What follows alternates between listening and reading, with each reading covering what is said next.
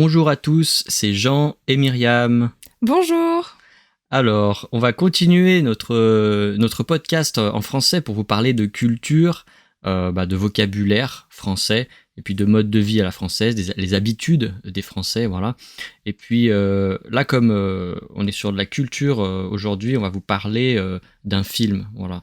Donc, la dernière fois, on avait parlé un peu de cinéma avec des acteurs, et il me semble qu'on avait parlé, on n'avait pas parlé de Pierre Richard, mais on avait parlé du réalisateur et scénariste Francis Weber. Et donc là, on va vous parler d'un film qui s'appelle Le Jouet, qui date de 1976. Alors, t'as regardé ce film, il est sur Netflix, et qu'est-ce que t'en as pensé en 2 mots, qu'est-ce que c'est ? Alors pour moi, voilà, c'était quand je savais pas que c'était un film qui datait de 1976 pour être honnête, et vraiment il pourrait très bien être d'actualité encore aujourd'hui, et vraiment un film à voir. D'accord. Alors oui, moi aussi. Enfin, moi je connaissais pas le film. J'ai vu ça comme ça sur Netflix. Je connaissais l'acteur parce que j'avais vu d'autres films de lui. Je connaissais Francis Weber parce qu'on en avait parlé la dernière fois, qui avait réalisé, qui avait scénarisé Le Dîner de cons. Mais j'aime beaucoup cet acteur. Comment il s'appelle cet acteur déjà, le grand blond là, qui a joué dans ce film très connu, Le Grand Blond, c'est Pierre Richard, voilà, Pierre Richard. Et donc, alors, pour vous donner un petit peu l'histoire du jouet, qu'est-ce que c'est pour toi l'histoire du jouet, de quoi ça parle ? Alors, c'est l'histoire d'un journaliste qui travaille pour un journal. Il vient d'être embauché, donc voilà, il est encore entre guillemets en période d'essai. Et il se retrouve à faire un reportage dans un magasin de jouets. Sauf que passe par là le fils du propriétaire du magazine, et il souhaite acheter le journaliste. Donc voilà, c'est une histoire assez comique, assez burlesque. Donc on va voir comment ça se déroule, qu'est-ce qui se passe. Donc je sais pas, après si on va vous en parler un peu plus. Donc vaut mieux le regarder avant. Ouais. Non, mais ça va vous donner envie de regarder, je pense. En fait, effectivement, donc c'est un employé d'un journal. Il va faire un reportage dans un magasin de jouets, et donc ce magasin de jouets appartient au même groupe, au même patron qui embauche le journaliste. En fait, c'est le même groupe de la presse et puis le magasin de jouets. Et donc, ils sont en train de faire un reportage dans le magasin. Et puis, il y a le fils de l'homme d'affaires, comme tu as dit, il est gâté. C'est un enfant gâté, pourri gâté, on dit. Hein. On dit spoiled child, je pense, en anglais, je sais pas. Et du coup, il doit choisir un jouet dans ce magasin. Et Pierre Richard, donc François Perrin, est là dans ce magasin, et l'enfant choisit comme cadeau, comme jouet, en fait, cet homme. Donc il choisit un humain comme jouet. Et donc c'est ça c'est assez amusant, c'est un peu, c'est surréaliste. Voilà, et donc je vais vous faire écouter un petit extrait, c'est justement le moment où il choisit le jouet. Le Zorro ? Non. Le cosmonaute ? Non, ça. Le monsieur ? Oui. Non, on ne peut pas te le donner, mon chéri. Pourquoi ? Ah, bien parce que c'est un monsieur. On ne peut pas te donner un monsieur. Voilà, donc en fait, il choisit un homme pour être son jouet. Voilà, c'est ça l'histoire. Alors, comme je vous avais dit, le scénario, c'est Francis Weber, qui a écrit beaucoup de films, de pièces de théâtre, qui est très très connu. Il avait fait beaucoup de choses dans les années 80, et je vous recommande encore une fois de regarder Le Dîner de cons, et puis d'autres films, bien sûr, de ce réalisateur. Concernant l'acteur, toi, tu connaissais l'acteur Pierre Richard, tu connaissais ou pas ? De nom, bien sûr, il a fait des grands films français. Maintenant, c'est vrai que c'est toujours agréable de le revoir là dans un nouveau film avec un nouveau rôle. Mais c'est vrai que c'est un peu toujours les mêmes rôles. Ça se ressemble bien, mais ça convient très bien en fait. Oui, effectivement, il a toujours, il a beaucoup de films où il faisait ce genre de rôle de personne un peu naïve, un peu simple, qui fait beaucoup d'erreurs, et donc ça va nous emmener en fait au personnage de ce film, le jouet, le personnage qui s'appelle François Perrin. Et donc François Perrin ou François Pignon, ce sont des personnages. C'est un personnage qui a été créé par Francis Weber, et c'est un personnage qui fait des gaffes, qui fait beaucoup d'erreurs, des choses involontaires, voilà. Et puis il se met dans des situations un peu difficiles, voilà. Et il est un peu une victime de la vie, de la société, un peu comme ça. Et voilà, c'est assez amusant. Moi, ça me fait penser à Perrin et Pignon, ça me fait penser à Pépin et Pétrin, parce que Pépin, c'est un problème, et Pétrin, c'est quand on est aussi dans une situation un peu difficile. Et donc, il y a un très bon film aussi, Le Placard, ça s'appelle Le Placard. Je sais pas si tu l'as vu celui-là. C'est en fait, c'est toujours François Pignon. Là, c'est François Pignon. C'est un homosexuel en fait qui se fait virer de son entreprise. Je sais plus, je crois qu'en fait voilà, il essaye de réintégrer l'entreprise. Il va faire un chantage au patron en lui disant que c'est parce qu'il est homosexuel qu'il se fait virer, et du coup le patron va essayer de faire quelque chose pour résoudre cette affaire, parce que a priori c'est pas pour ça, mais il a peur d'avoir des problèmes. Voilà, et c'est très très amusant.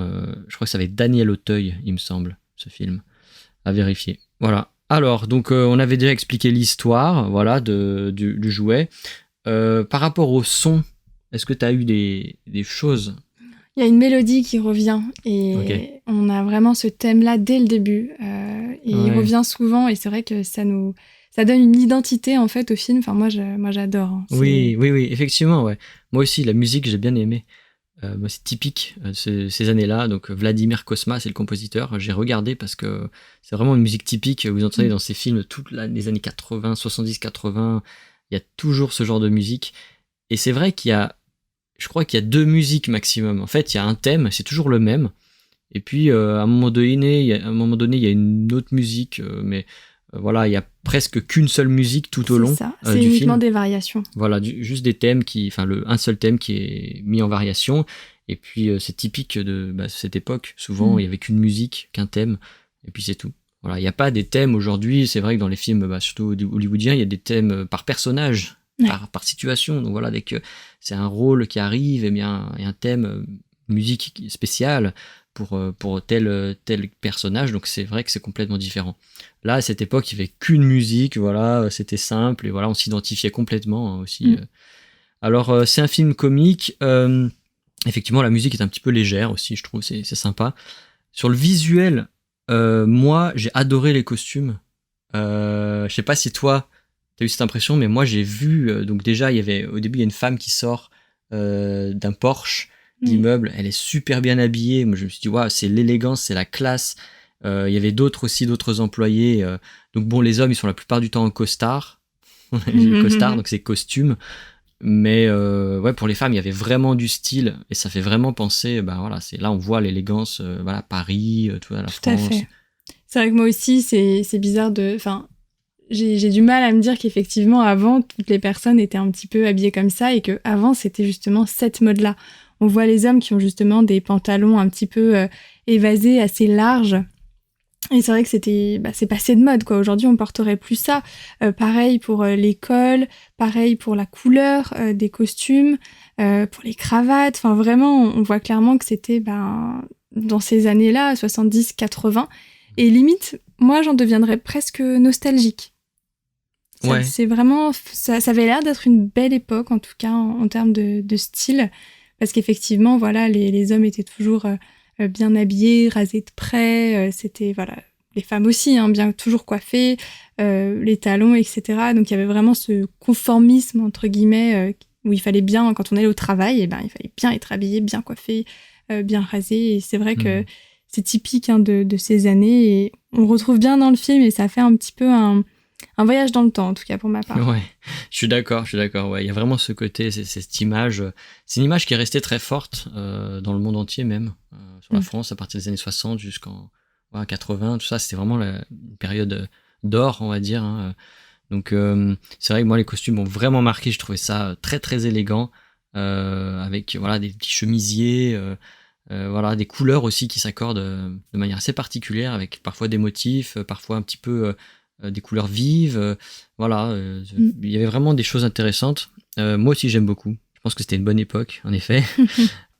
Toi, quel est ton passage préféré de ce film ? Ah, il y en a un que j'aime particulièrement, c'est lorsqu'on croit en fait qu'un personnage est gentil et on se rend compte qu'en fait ce personnage-là ne l'est pas. Donc c'est la femme du patron. On pense qu'elle est là pour aider et en fait elle est là juste pour humilier encore. Et voilà, c'est une scène, c'est la scène où en fait il est en pyjama, un pyjama qui ne lui va pas du tout, qui est trop petit, c'est un pyjama d'enfant bleu. Oui, c'est voilà. c'est très très moche. Ouais. Bleu électrique, et elle le fait rentrer dans une pièce plein de personnes, je dirais de la haute société, des personnes importantes. Et donc là, il se retrouve en pyjama devant toutes ces personnes-là. Donc pour lui, c'est l'humiliation totale. Donc voilà, il s'enfuit. Et on est vraiment déçus du personnage qui lui a fait ce coup. En tout cas, moi, voilà, je m'y attendais pas, mais j'ai trouvé le passage vraiment pas mal parce que il y a une suite, en fait, à ça. Il y a une petite vengeance qui s'ensuit. Donc voilà, moi, j'ai bien aimé.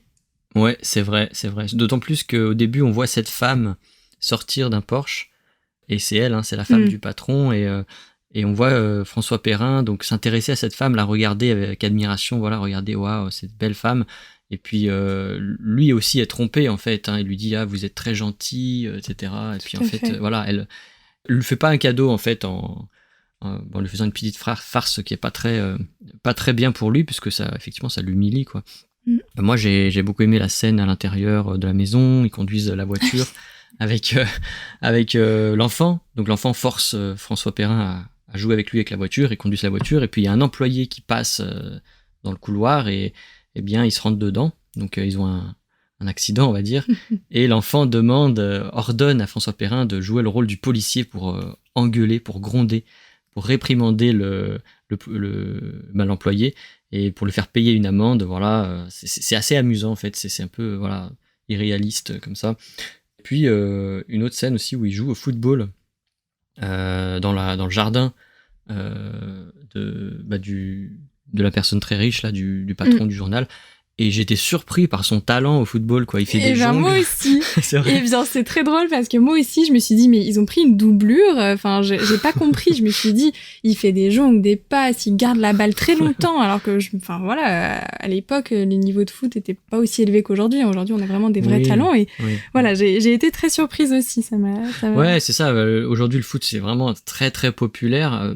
À l'époque il y avait peut-être d'autres sports, enfin voilà, c'était quand même populaire mais c'est vrai qu'aujourd'hui ça c'est complètement tout le monde sait jouer un petit peu au football et lui il sait très bien jouer au football, c'est dans les années 60-70 et je pense que voilà il savait déjà très bien jouer.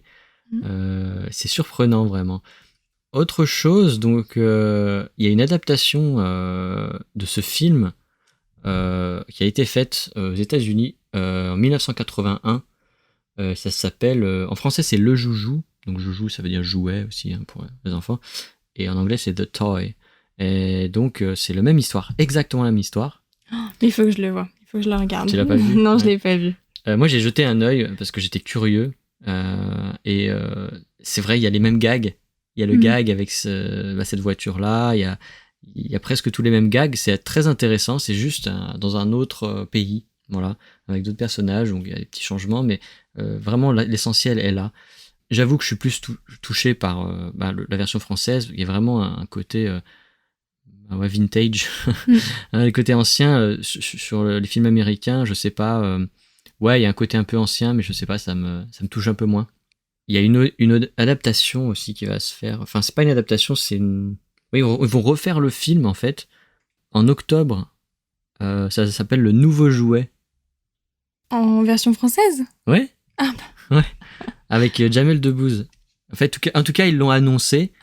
Jamel Debbouze et je sais plus qui est donc Jamel Debbouze c'est le jouet et je sais plus, il y a le patron, enfin le père du jouet, le père de l'enfant pardon, je sais plus qui c'est, mais en fait voilà, ça va sortir en octobre et voilà, j'ai fait ça, enfin j'ai vu ça en faisant des recherches et j'étais très surpris et je pense que je vais aller voir ça.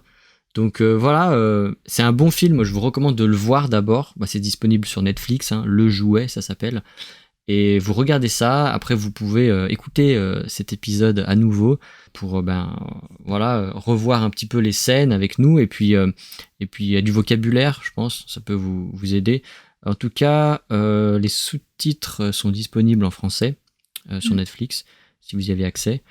Est-ce que tu as d'autres choses à dire sur ce film ? Est-ce que tu veux voir d'autres films plus tard pour nous en parler, parce que je pense que c'est intéressant. Oui, je pense qu'il y a pas mal d'autres films français sur lesquels on peut revenir. Moi, là, en tout cas, j'étais pas du tout au courant qu'il y avait une adaptation, donc pour dire que le film français devait être quand même un succès pour qu'on fasse la même chose aux États-Unis. Donc j'aimerais bien voir quand même ce que ça donne pareil, par curiosité.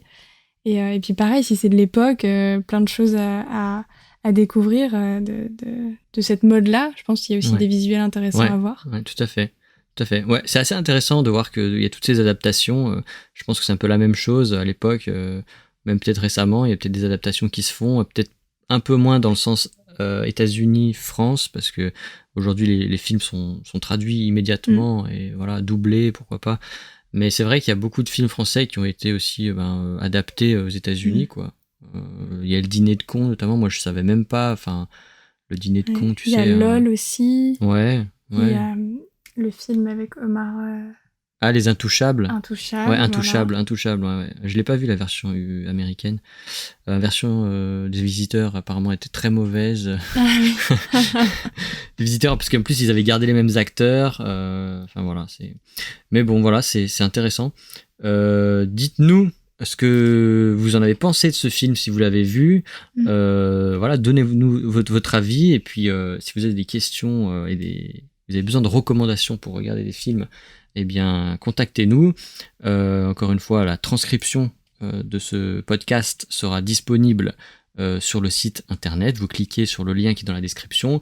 Mettez un avis, un petit commentaire sympa sur la plateforme où vous écoutez le podcast, Apple Podcast et Spotify. Et puis, on va vous dire à la prochaine fois. C'est ça, portez-vous bien et à bientôt. À bientôt.